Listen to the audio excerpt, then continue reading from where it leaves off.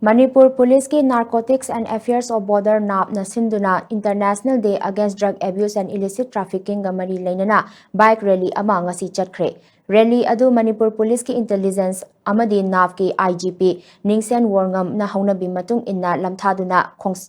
Khongsan ki NAP ki DIGN Herozit Maitai amadi NAP ki SPW Basusu Sarukyaduna lamtha ki bike rally aduga mari lainana Intelligence amadi NAP ki IGP Ningsen Warngam na hai ngasi malem pumbada pangthokliba International Day Against Drug Abuse and Illicit Trafficking ga mari lainana bike rally asi pangthokpani mayai kaba chinjak na miyoiba khunai da piriba chaitheng asi mipum khudingmakta khanghannabagi pandamda rally asi pangthokpani aikhoi khudingmakna drug yaudaba Manipur ama oihenbaga loinana masama u phaba khunai ama oinaba honaminasi haina mahangna makata ki all Lambulan Jail Road ta leiba NAF ke office mamangdagi lamthakiba bike rally adu Nambol Maibam Lord Paching phauba chatlaga mafam adudagi amuk NAF office tamna halaklaba matung loishinki.